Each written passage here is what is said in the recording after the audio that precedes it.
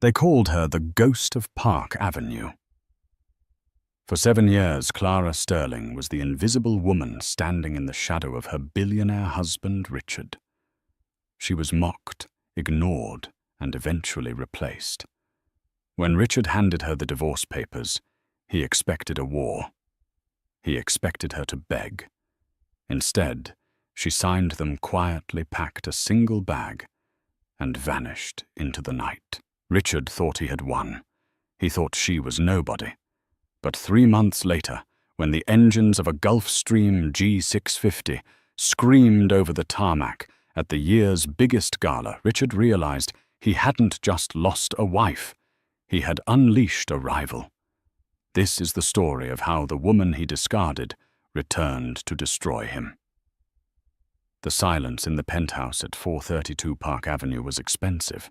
It was the kind of silence that cost $50 million to curate soundproofed glass overlooking Central Park, plush velvet carpets that swallowed footsteps, and an air filtration system that made the atmosphere feel thin, almost sterile. Clara sat at the edge of the mahogany dining table, her hands folded in her lap. The dinner had been over for an hour, but the guests were still lingering in the cigar lounge. She could hear the low rumble of their laughter, specifically the baritone boom of her husband, Richard Sterling, the CEO of Sterling Dynamics. The acquisition of the Kensington Group is all but now done. Richard's voice drifted out, laced with the arrogance that had once charmed her, but now felt like a heavy stone on her chest. Old man Kensington doesn't have the stomach for a fight.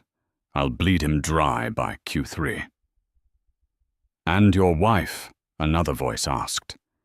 It was Preston Wells, Richard's CFO and long-time enabler. She okay with you missing her birthday for the Tokyo summit next week? Clara flinched.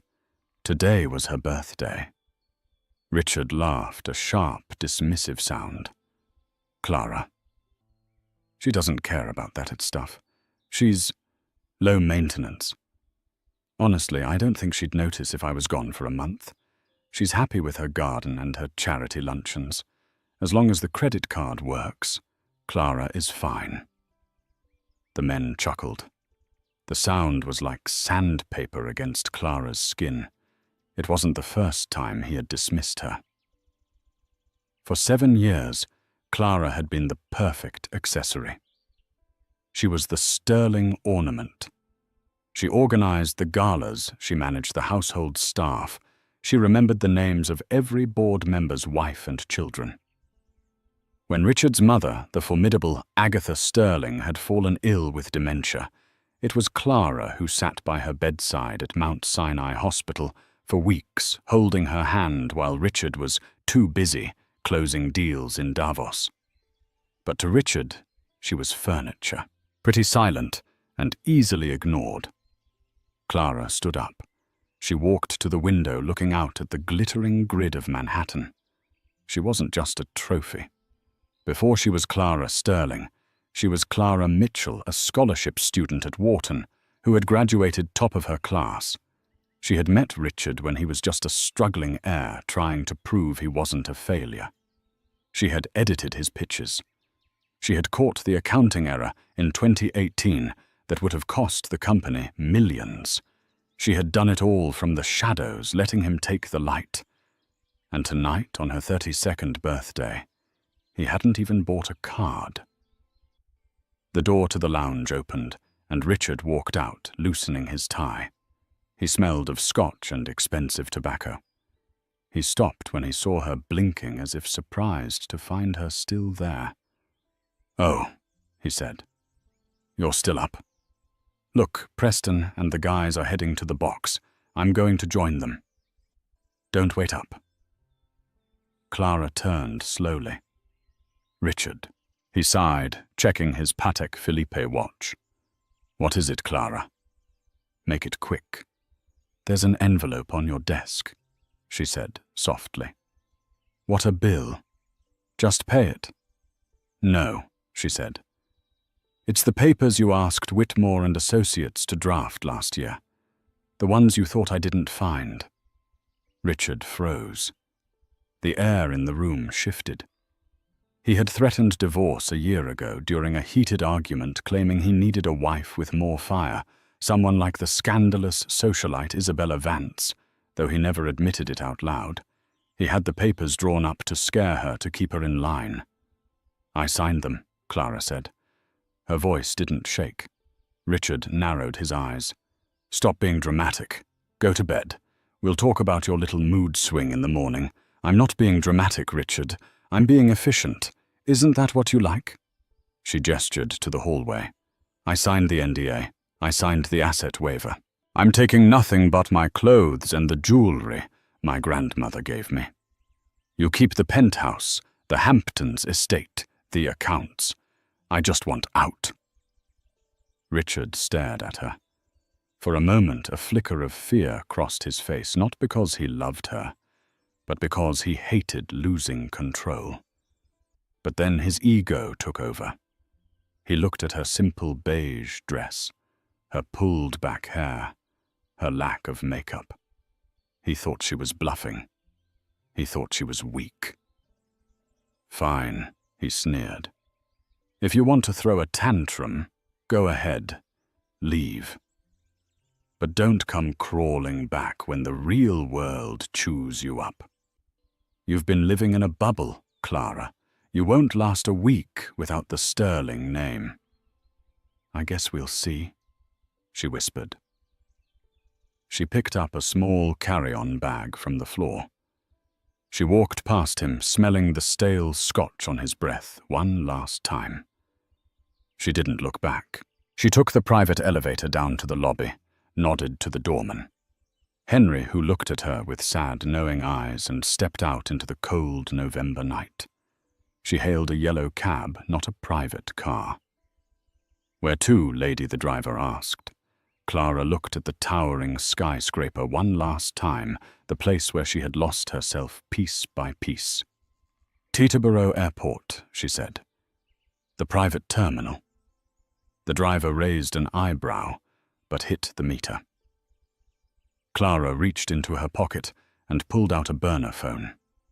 She dialed a number she hadn't used in 10 years. It rang once. "It's done," she said into the phone. "I'm coming home, Arthur." The first week without Clara was for Richard Sterling a celebration. He felt lighter. He told Preston and the board that the divorce was mutual and amicable, painting Clara as a woman who simply couldn't handle the pressure of his high-octane lifestyle. He moved Isabella, a stunning raven-haired model with a taste for drama and diamonds, into the penthouse 3 days later. Isabella was everything Clara wasn't. She was loud, she was demanding, and she looked incredible on his arm at the New York City Ballet Gala. The tabloids ate it up. Sterling's new flame. The upgrade of the century read the headline of the New York Post. Richard felt invincible, but the cracks started to show in the mundane, quiet moments. It started with the coffee. Richard sat at his breakfast table, barking into his phone. "Where is my espresso? It tastes like sludge." The new housekeeper, a terrified woman named Maria, trembled. "I made it exactly as the machine said." "Sir." Richard threw the cup into the sink. Clara used to source the beans herself from a small roaster in Colombia. She ground them every morning at 500 a.m., so the coffee would be ready when he woke up. He didn't know that. He just thought good coffee appeared. Then it was the schedule. "Why am I booked for a lunch with Senator Higgins?" Richard yelled at his assistant, Sarah, 2 weeks later. "I hate Higgins. He's a bore." "Sir," Sarah stammered. "Mrs. Sterling, I mean Clara, always handled the senator. She knew exactly what to say to get his vote on the zoning laws without you actually having to meet him. She used to take his wife to tea at the plaza." Richard fell silent. He had secured the zoning permits for his new Brooklyn tech hub last year. He thought it was his charm. It was Clara having tea. Then came the business hit. A month after the divorce, Richard sat in the boardroom of Sterling Dynamics, sweating. The Kensington deal, the one he bragged about on Clara's birthday, was falling apart. They found a loophole in the contract, Preston said, his face pale. Clause 14B regarding environmental liability. If we acquire them, we inherit a massive toxic waste suit in Ohio. How did we miss this? Richard slammed his fist on the table. We have an army of lawyers. Preston hesitated. Well, usually Clara proofreads the final contracts on the weekends. You used to bring them home, remember? You said she liked to play office, but she actually flagged the environmental risk in the Anderson merger last year. We thought you were the one catching these things. Richard sank into his leather chair. The silence in the room was deafening. He looked around the table at the faces of men who were paid millions to be smart, yet they had all been relying on the unpaid labor of the wife he had just discarded. Fix it, Richard whispered. Just fix it. He went home that night exhausted. He wanted peace. Instead, he found Isabella throwing a vase against the wall. You promised we'd go to St. Bart's this weekend, she screamed. My friends are already there. You're always working. You're boring, Richard. Richard looked at her, beautiful, fiery, and utterly exhausting. He thought of Clara. Clara, who would have had a hot meal waiting. Clara, who would have massaged his shoulders and asked about the Kensington deal with genuine insight. Clara, who never asked for anything. He walked past Isabella, ignoring her screaming, and went into his study. He poured a drink. He sat at his desk where the divorce papers had been. He opened his laptop and did something he hadn't done in years. He Googled her. Clara Sterling. Nothing. No social media, no new address, no paparazzi photos. It was as if she had ceased to exist. She'll come back, he muttered to himself, downing the scotch. She has no money, no connections. She's probably living in a motel in Queens.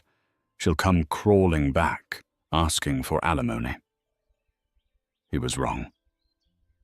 At that very moment, 3,000 miles away, in a sprawling vineyard estate in Napa Valley, Clara was not crying in a motel. She was standing on a balcony, overlooking rows of grapes that glowed golden in the sunset. She was wearing a silk robe that cost more than Richard's car, and she wasn't alone. A man with silver hair and a kind, sharp face walked up behind her. He handed her a glass of wine.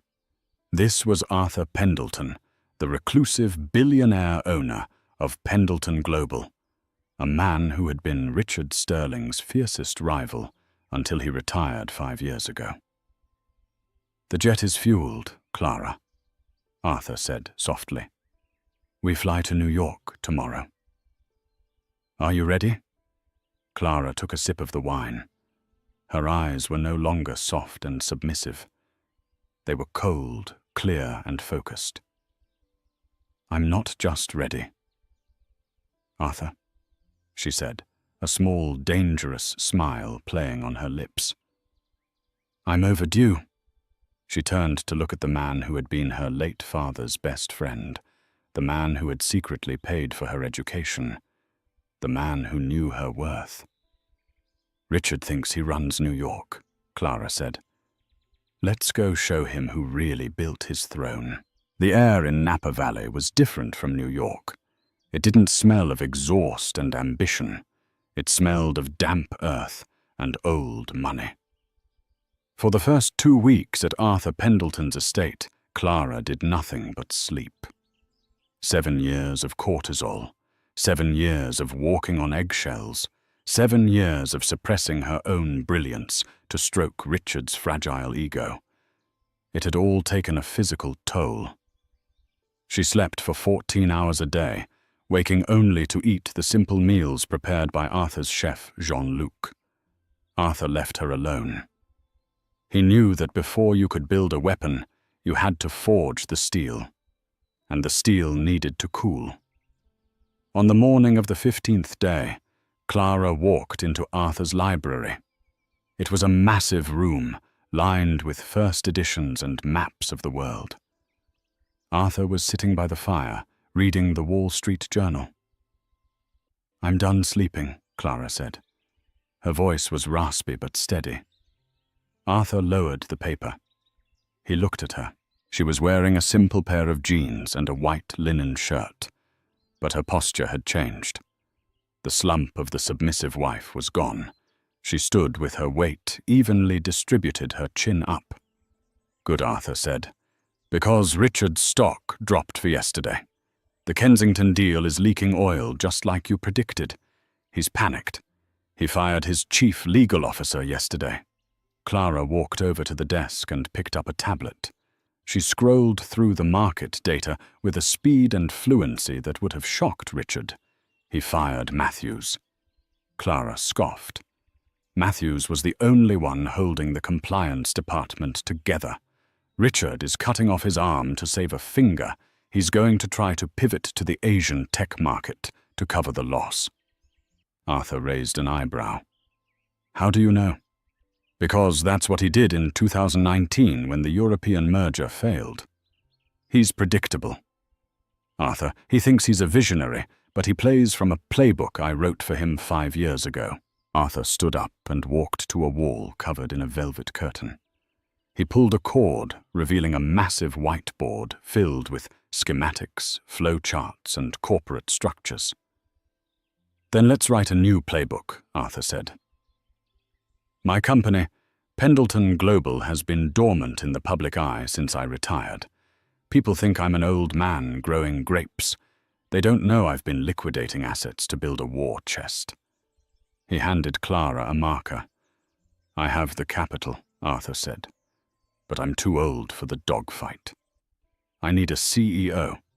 I need someone who knows Richard's weaknesses better than he knows them himself. I need someone the street won't see coming." Clara looked at the board. She saw the structure of a new shell company, Aurelius Capital. "You want me to run it?" Clara asked. "I want you to be it," Arthur corrected. "Clara Sterling is dead. She was a mouse. I want you to become the predator." The next 2 months were a blur of intensity. This wasn't a makeover montage of shopping bags and spa days, though that happened too. This was a boot camp for corporate warfare. Clara spent her mornings with Elias Thorne, a crisis PR manager who had salvaged the reputations of senators and royalty. He taught her how to speak in sound bites, how to hold a room with silence, how to use her eyes to intimidate. "You have a habit of looking down when you finish a sentence," Elias scolded her one afternoon. "It's a submission signal. Stop it.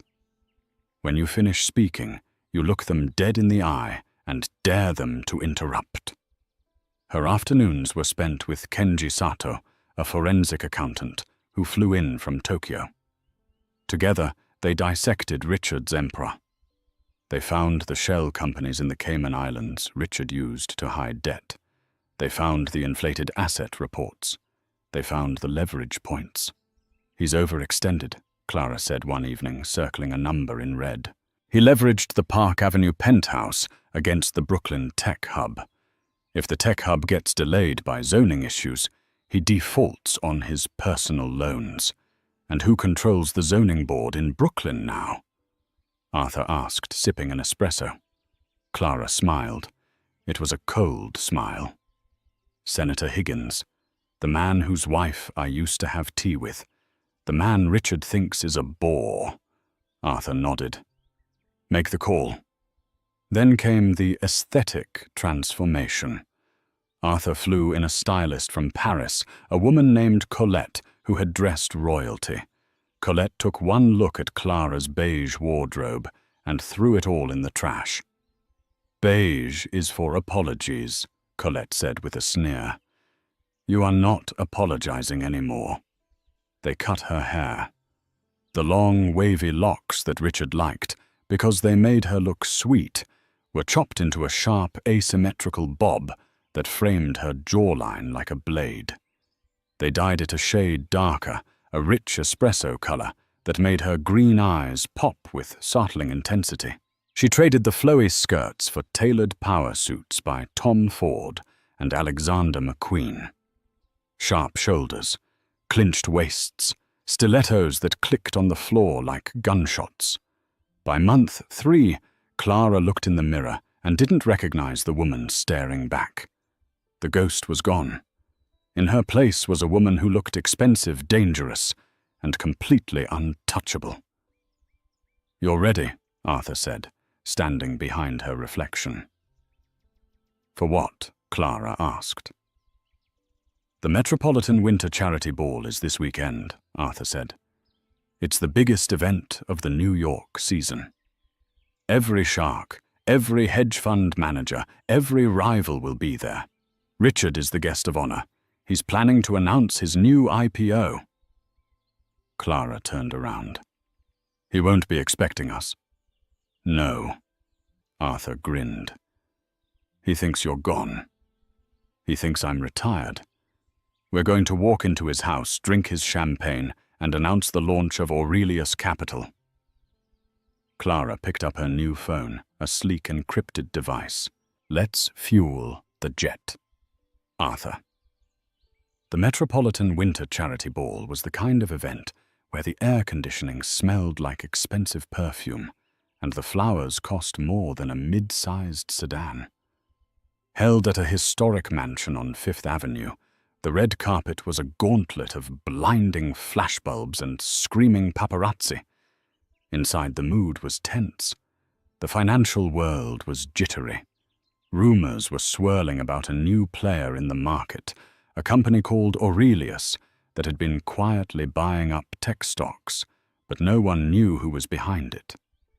Richard Sterling stood near the ice sculpture, swirling his martini. He looked tired. The bags under his eyes were visible, even through the heavy concealer his makeup artist had applied. Next to him, Isabella was complaining. She was wearing a dress that was too loud a neon pink concoction, with feathers that shed every time she moved.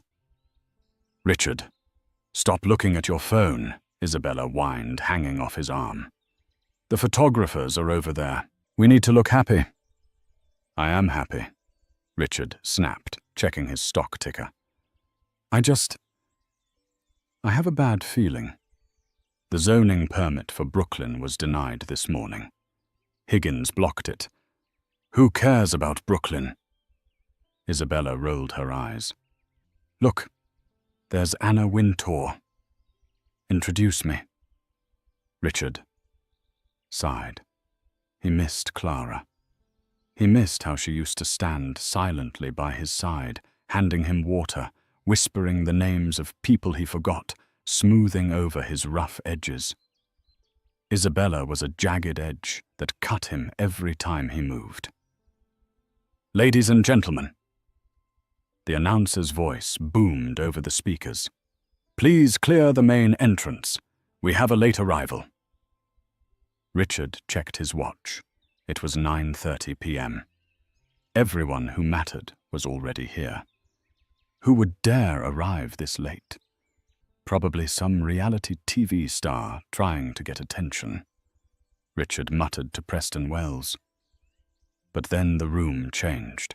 It started as a murmur near the door, a ripple of sound that spread through the crowd like a wave. Then the hush fell. The heavy oak doors swung open. The first thing people noticed was Arthur Pendleton. The silver-haired lion of Wall Street hadn't been seen at a gala in 5 years. His presence alone was a headline. He walked with a cane, Not because he needed it, but because it looked regal. He wore a tuxedo that fit perfectly. But no one was looking at Arthur. They were looking at the woman on his arm. She was wearing a dress of liquid velvet, a deep blood-red crimson that absorbed the light. It was backless, structured, and daring with a slit that ran up her thigh. Around her neck sat the Pendleton diamonds, a necklace worth $6 million that hadn't been worn since Arthur's late wife died 20 years ago. Her hair was sharp, her makeup was flawless. Her face was a mask of cool, amused indifference. The photographers went feral. The flashes were so intense, it looked like a lightning storm had trapped itself in the foyer. Who is that? Is that a model? Wait, is that... Richard squinted. He felt a strange buzzing in his ears. The woman walked with a stride he didn't recognize, confident, predatory. She didn't look down. She looked straight ahead, scanning the room as if she owned the building. She stopped at the top of the grand staircase.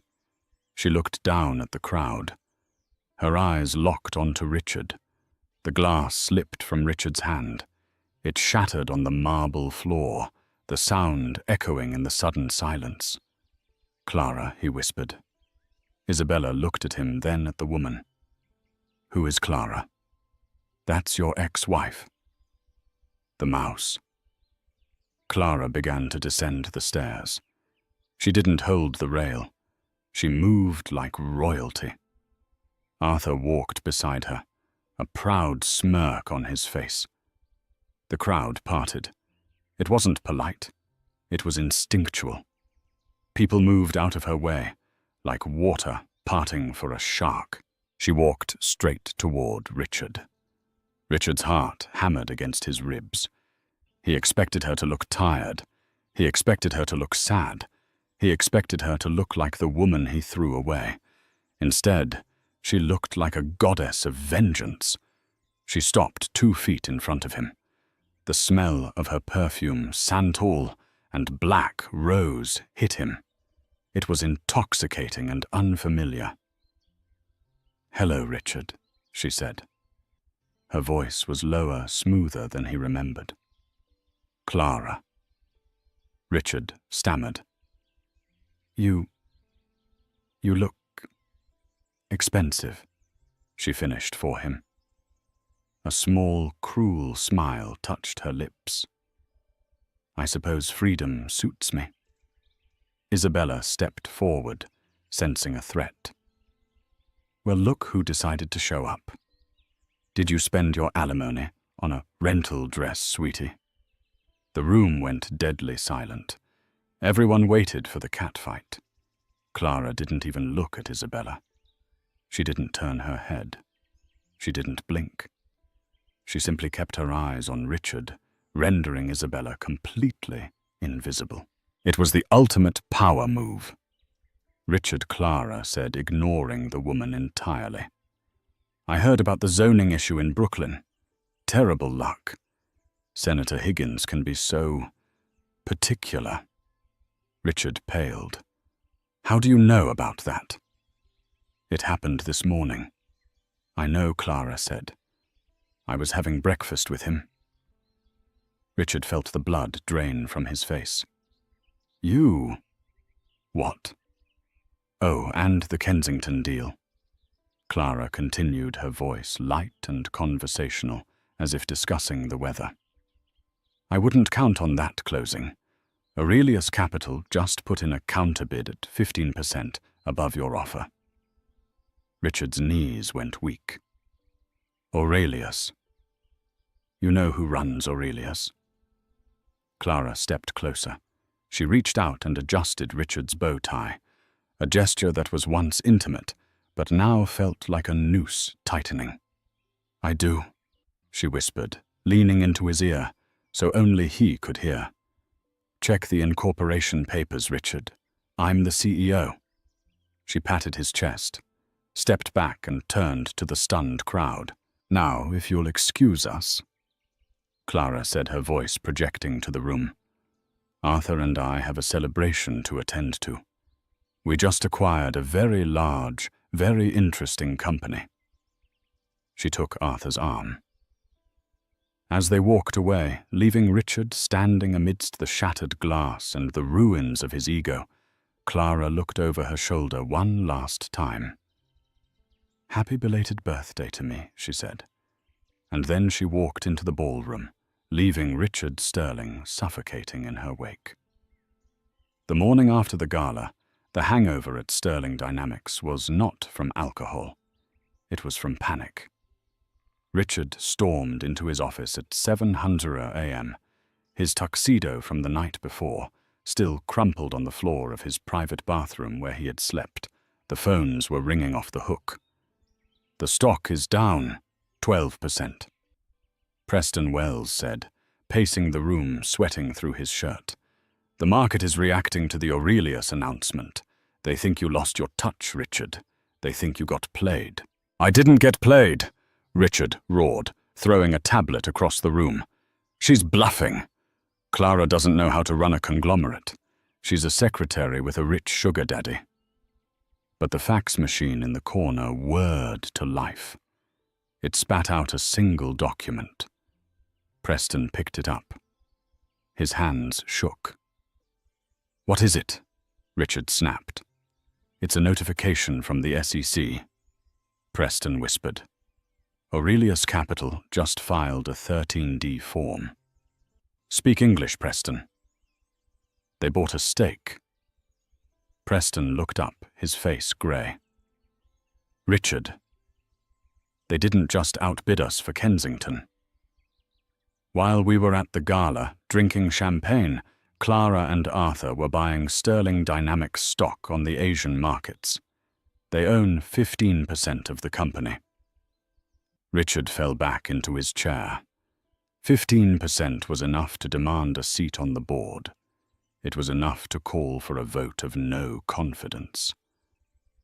"Get the legal team," Richard hissed. "Sue them. Antitrust, conflict of interest, anything, stall them." But it was too late. At 10:00 a.m., the glass doors of the conference room opened. The entire board of directors was already seated, looking grim. They hadn't told Richard the meeting started early. At the head of the table where Richard usually sat, stood Clara. She wore a navy blue power suit, her hair slicked back, looking every inch the corporate raider. "You can't be in here," Richard shouted, bursting into the room. "Security, get this woman out." "Sit down," Richard said. George Halloway, the chairman of the board. "Ms. Sterling." "Excuse me. Ms. Mitchell is our largest minority shareholder. She has a right to be heard. She's my ex-wife. This is a vendetta." Clara didn't scream. She didn't argue. She simply pressed a button on the remote in her hand. The projector screen behind her lit up.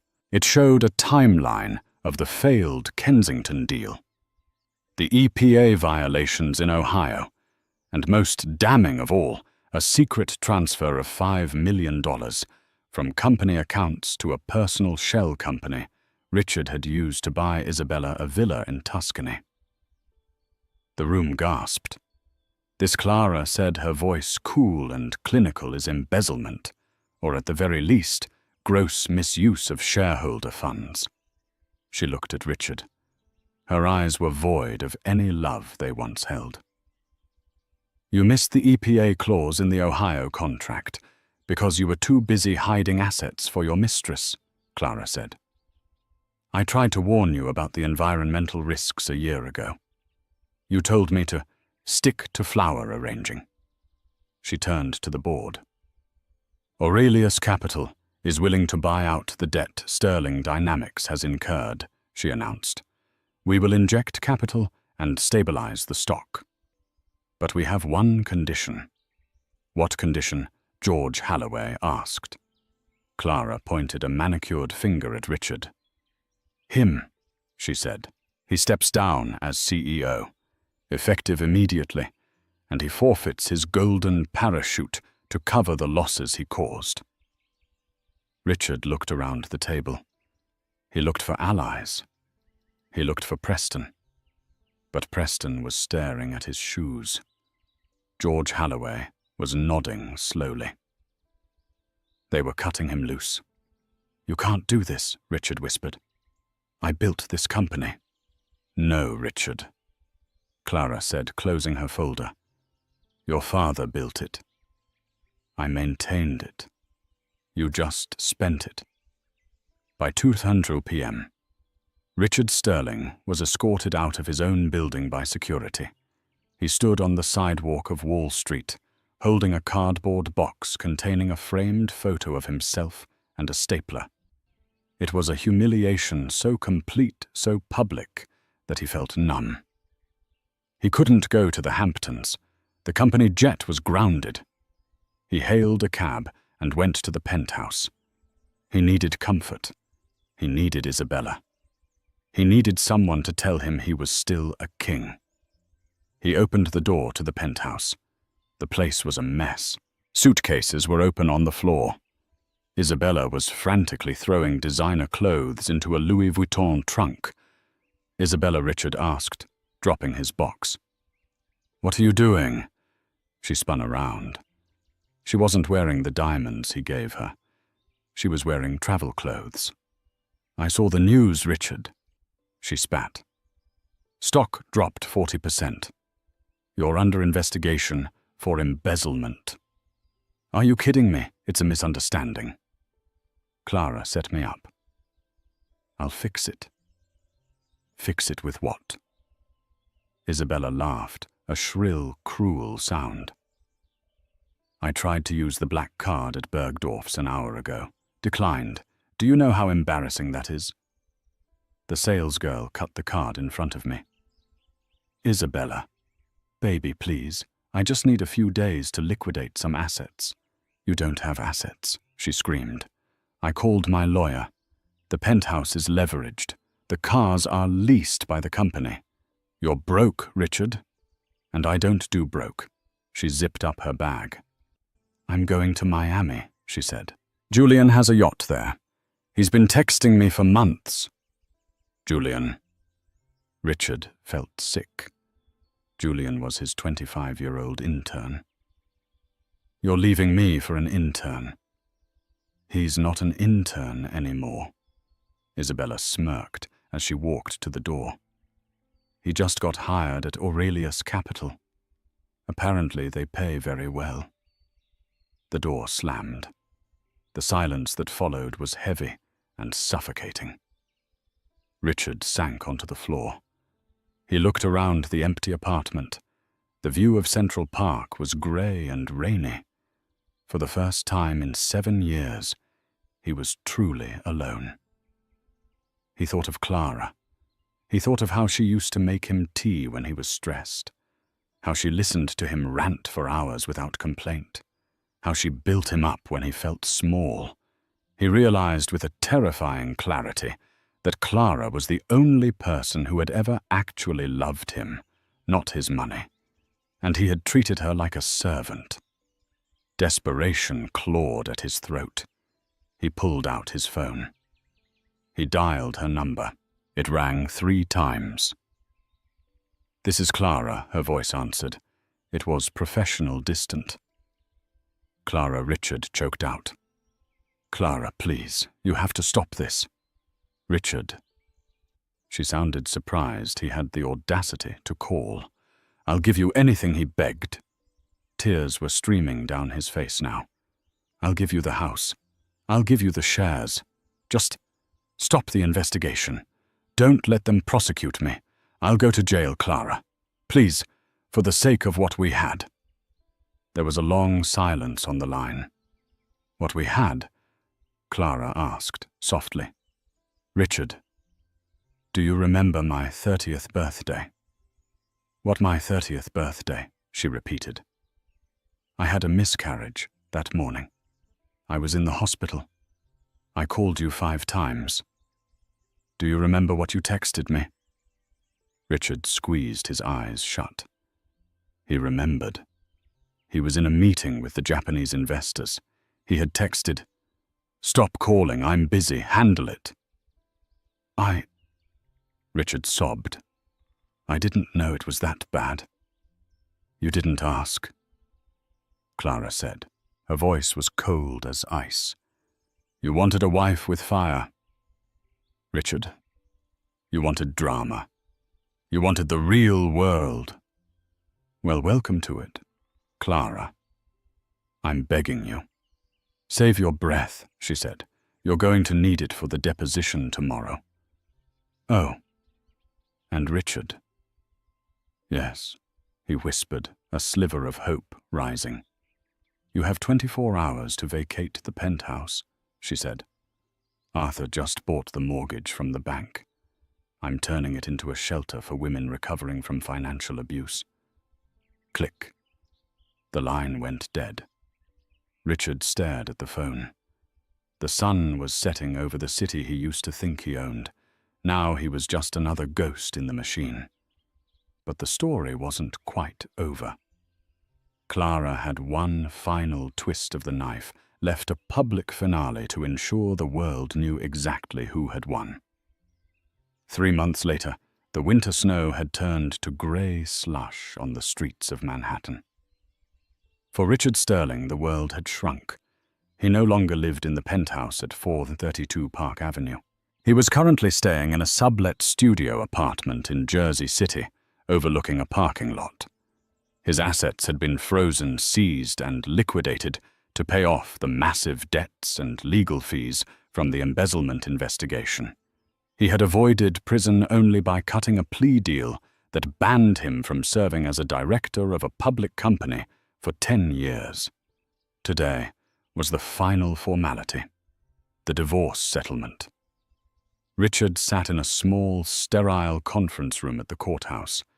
He wore a suit that was 2 years old, one of the few he had managed to keep. It looked tired. He looked tired. He had lost 20 pounds and his hair was thinning. The door opened and Clara walked in. She didn't look like a CEO. She looked like freedom. She wore a cream-colored cashmere coat and sunglasses she didn't bother to remove immediately. She was flanked by Arthur Pendleton and her lawyer. She sat opposite Richard. She didn't say hello. She just slid a folder across the table. "Sign here." "Here and here," her lawyer said. Richard picked up the pen. His hand trembled. "Clara," he said, his voice cracking. She paused, looking up from her phone.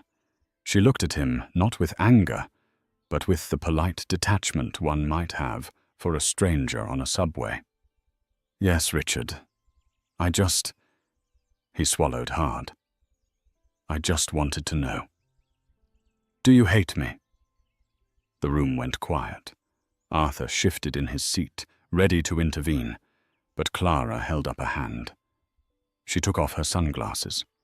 Her green eyes were clear, bright, and utterly peaceful.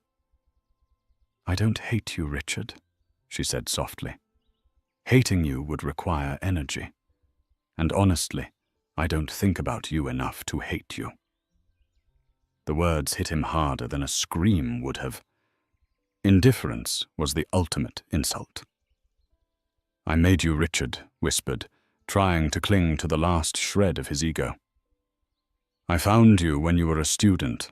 I gave you a life." Clara laughed. It was a genuine light sound. "Richard, look at us."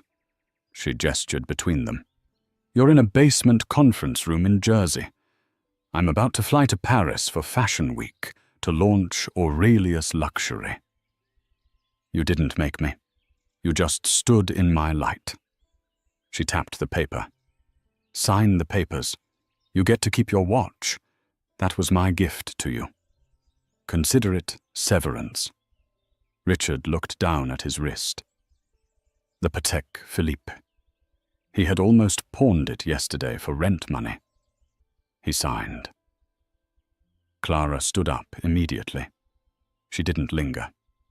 She buttoned her coat, shook hands with the mediator, and turned to leave. Clara Richard called out one last time as she reached the door. She stopped but didn't turn around. "Was it worth it?" he asked. "Destroying everything we built. Was it worth it just to prove a point?" Clara turned her head slightly. A small smile played on her lips. "I didn't destroy anything, Richard," she said. "I just took back what was mine.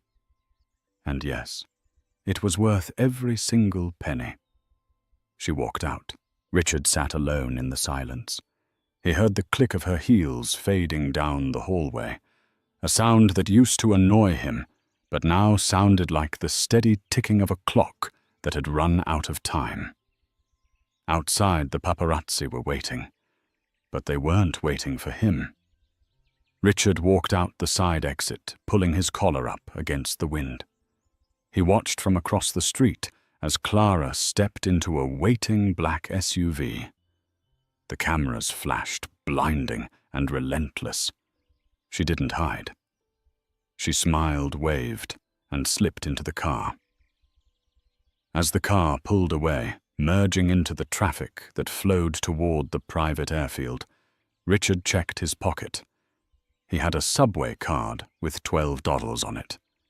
He turned toward the train station. It was a long ride back to Jersey.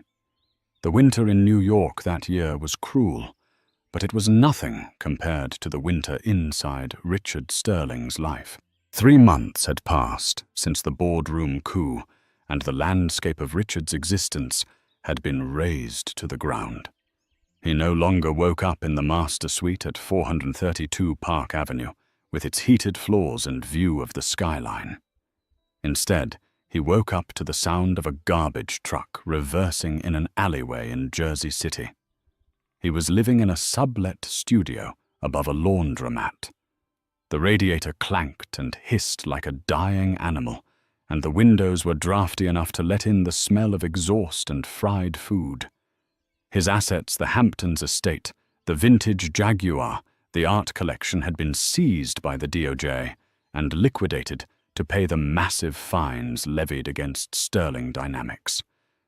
He had avoided prison only by the skin of his teeth, cutting a plea deal that stripped him of his voting rights and banned him from serving on any public board for the next decade. Richard sat on the edge of his sagging mattress, buttoning his shirt. It was a Brioni suit, one of the few things he had managed to salvage before the marshals locked him out of the penthouse. Once it had made him look like a titan.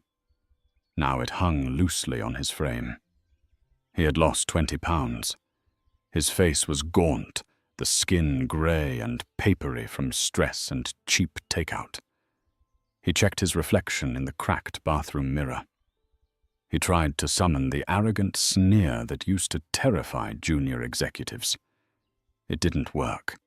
The eyes staring back were haunted. Today was the end. The final divorce settlement. He took the PATH train into Manhattan. He used to take a helicopter from Teterboro. He used to complain if the seat warmer in the Mercedes wasn't calibrated to 72 degrees. Now he stood squeezed between a construction worker and the exhausted nurse, holding on to a greasy metal pole, trying not to make eye contact with anyone who might recognize him from the tabloids. The courthouse was a bleak, imposing building downtown. It smelled of floor wax and misery. Richard met his lawyer in the hallway, a court-appointed attorney named Mr. Henderson, who had coffee stains on his tie and looked like he hadn't slept in a week. "She's already inside," Henderson said, checking his watch. "Let's make this quick, Mr. Sterling. I have an arraignment at noon." Richard nodded, his throat tight. He pushed open the heavy oak doors of Conference Room B. The room was small, lit by buzzing fluorescent lights that cast a sickly pallor over everything.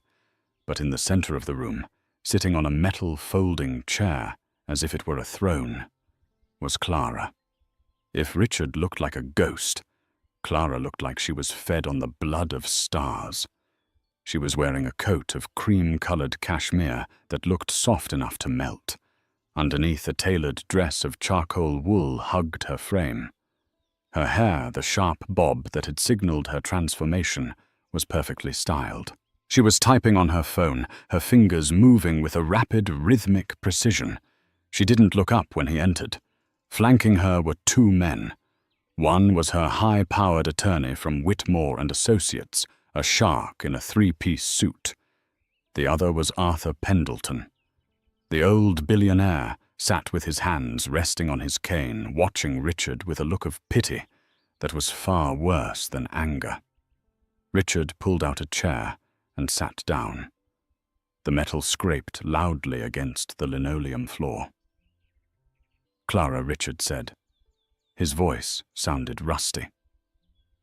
Clara finished her text, hit send, and then slowly placed the phone face down on the table. She looked at him. Her green eyes were hidden behind oversized designer sunglasses. "Richard," she acknowledged. Her tone was neutral. It wasn't angry. It wasn't sad. It was the tone one uses for a telemarketer. "Shall we proceed?" Her lawyer interjected, opening a thick binder. "We have the final addendums here." As agreed. Ms. Mitchell, formally Mrs. Sterling, will retain sole ownership of Aurelius Capital and its subsidiaries. Mr. Sterling agrees to waive all claims to spousal support. In exchange, Ms. Mitchell agrees to assume the remaining liability for the cleanup costs in Ohio, effectively clearing Mr. Sterling of the civil suits. It was a mercy kill. She was saving him from bankruptcy court, but taking his dignity as payment. "Sign here, here, and here," the lawyer said, sliding the document across the table. Richard picked up the cheap plastic pen provided by the court. His hand trembled. He looked at the bold letters at the top of the page. Dissolution of marriage. 7 years. 7 years of dinners, of parties, of him talking and her listening. 7 years of him thinking he was the sun, and she was just a planet caught in his gravity. He realized now, with a sick, sinking feeling, that she hadn't been a planet. She had been the gravity itself. Without her, he had simply floated away into the void. He signed his name. The ink was black and final. Richard Sterling. He pushed the papers back. Clara picked up a gold fountain pen, probably worth more than Richard's current apartment, and signed her name with a flourish. "Clara Mitchell." "It's done," the mediator said, stamping the document. Clara capped her pen. She stood up immediately, smoothing out her coat. She turned to Arthur. "The car is waiting. We need to get to Teterboro. The flight to Paris leaves in an hour." "Paris," Richard blurted out. Clara paused. She hadn't moved to leave yet, but her body language was already out the door. She looked down at him. "Fashion Week," she said simply. "We're launching the new luxury division of Aurelius." Richard stood up. He felt a desperate, clawing need to make her feel something. Anything. Anger, regret, sadness. He needed to know that he had mattered. "Clara, wait." She stopped. She took off her sunglasses. Her eyes were clear, bright, and terrifyingly peaceful. "What is it, Richard?" He gripped the back of his chair, his knuckles white. "I need to know. Do you hate me? After everything I did. The neglect, Isabella. The humiliation. Do you hate me?" The room went dead silent. Even the lawyers stopped packing their briefcases. Arthur watched Clara closely. Clara looked at Richard. She studied his frayed collar, his tired eyes, his desperate posture. She tilted her head slightly, as if examining a bug she had found on her windshield. "Hate you," she repeated softly. A small, dry chuckle escaped her lips. "Oh, Richard, you overestimate yourself." She took a step closer, not to intimidate him, but to ensure he heard every syllable. "Hate requires passion, Richard. It requires energy. To hate you, I would have to wake up in the morning and think about you.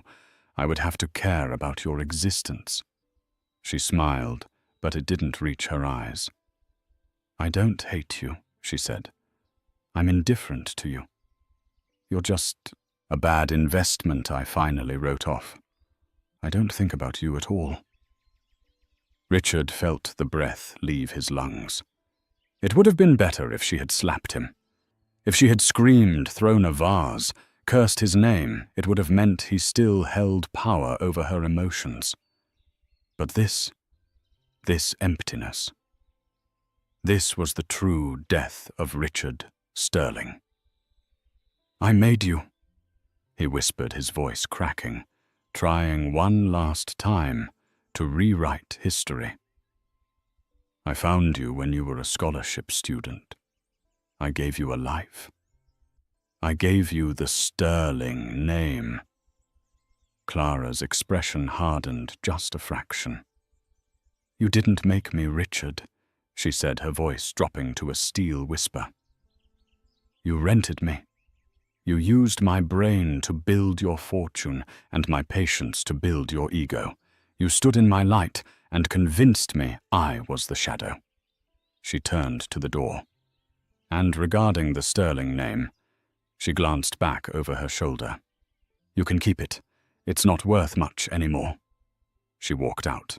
Arthur Pendleton gave Richard a final nod, a gesture of finality, and followed her.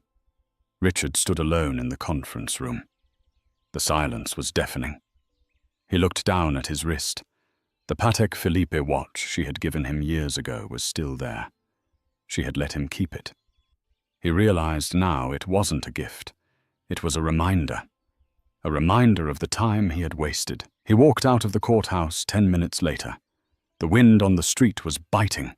Across the street, a commotion was unfolding. A sleek black SUV was idling at the curb. Paparazzi were swarming their flashbulbs, popping like fireworks in the grey afternoon. Richard stopped and watched. Clara emerged from the courthouse doors. The wind caught her coat, making it billow like a cape. She didn't shrink from the cameras. She didn't hide. She smiled a dazzling, victorious smile that he had never seen when they were married. She waved to the press, slipped into the back seat of the luxury car, and the door slammed shut with a heavy, expensive thud. The car pulled away, merging seamlessly into the traffic, heading toward a private jet toward Paris, toward a future that had no room for him. Richard stood on the sidewalk. People brushed past him, bumping his shoulder, not apologizing. He wasn't Richard Sterling, the billionaire, anymore. He was just a guy in a cheap suit, standing in the cold. He reached into his pocket and pulled out his Metro card. He had $12 left on it. He turned his collar up against the wind and began the long walk to the subway station. It would be a long ride back to Jersey. The rise and fall of Richard Sterling became a cautionary tale whispered in the corridors of Wall Street. It is a story that teaches a brutal, necessary truth: never underestimate the person who holds your life together from the shadows. Richard believed power was about noise, headlines, and intimidation. He forgot that true power is silent. He forgot that the foundation of his empire wasn't his charm or his family name. It was the brilliance of the woman he treated as invisible. Clara didn't just survive her divorce. She transcended it. She proved that dignity isn't something given to you by a man. It is something you forge yourself. And sometimes the quietest signature on a piece of paper is the loudest declaration of war. And that, my friends, is the story of Clara and Richard. It's a harsh reminder that karma doesn't always wait for the next life. Sometimes it arrives in a Gulfstream G650. I want to know what you think. Did Richard deserve to lose absolutely everything, or was Clara's revenge too cold? Personally, I think he got exactly what he ordered. If you enjoyed this story of justice, betrayal, and redemption, please smash that like button. It really helps the channel grow. And if you want more stories about karma hitting hard, make sure to subscribe and ring the bell so you never miss an upload.